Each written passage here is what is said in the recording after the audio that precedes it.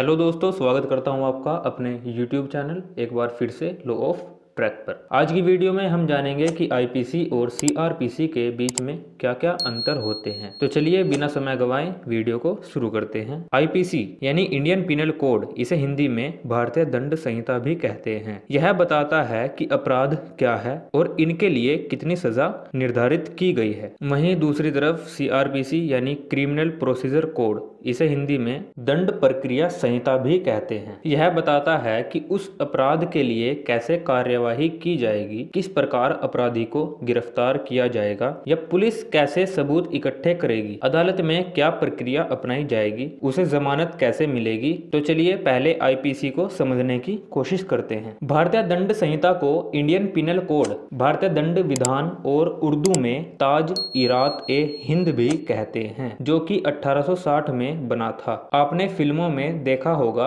कि कोर्ट में जज जब सजा सुनाते हैं तो कहते हैं कि ताज इरात ए हिंद दफा 302 के तहत मौत की सजा दी जाती है। ये और कुछ नहीं बल्कि भारतीय दंड संहिता ही होती है। और दफा का मतलब धारा या सेक्शन से होता है। ये धारा या सेक्शन लगातार संख्याओं को कहते हैं। आईपीसी में कुल मिलाकर 511 धाराएं और 23 चैप्टर है, यानी 23 अध्यायों में बटा हुआ है। 1834 में पहला विधि आयोग यानी कि फर्स्ट लॉ ऑफ कमीशन बनाया गया था। इसके चेयरपर्सन लॉर्ड मैकाले थे। इन्हीं की अध्यक्षता में आईपीसी का ड्राफ्ट तैयार किया गया था। 6 अक्टूबर 1860 में यह कानून संसद में पास हुआ और 1862 में यह पूरी तरह से लागू किया गया था। आईपीसी विश्व का सबसे बड़ा दांडिक संग्रह, यानी आईपीसी से बड़ा देश में और कोई भी दांडिक कानून नहीं है, इसलिए इसको मुख्य क्रिमिनल कोड भी कहते हैं। यह कश्मीर को छोड़कर पूरे भारत में लागू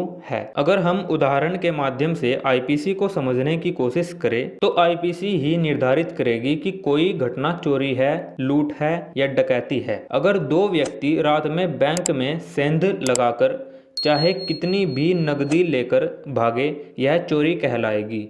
अगर दो व्यक्ति हथियार के बल पर गार्ड और अन्य को डराकर बैंक से पैसे लेते हैं तो यह लूट होगी। यही काम अगर 5 व्यक्ति करें तो डकैती होगी, क्योंकि आईपीसी में डकैती की परिभाषा में 5 या ज्यादा व्यक्ति लिखा है। आईपीसी में ही चोरी, लूट, डकैती के लिए अलग अलग समय के लिए कारावास और जुर्माना का भी प्रावधान है। तो ये था हमारा आईपीसी और अब हम बात करेंगे सीआरपीसी के बारे में। इसे हिंदी में दंड प्रक्रिया संहिता कहते हैं। यह कानून सन 1973 में पारित हुआ और 1 अप्रैल 1974 से लागू हुआ था। किसी भी प्रकार के अपराध होने के बाद 2 तरह की प्रक्रियाएं होती है जिसे पुलिस किसी अपराधी की जांच करने के लिए अपनाती है। एक प्रक्रिया पीड़ित के संबंध में और दूसरी आरोपी के संबंध में होती है। इन्हीं प्रक्रियाओं के बारे में सीआरपीसी में बताया गया है। यह अपराध होने पर उस पर किस प्रकार पुलिस और अदालतें कार्यवाही करेगी,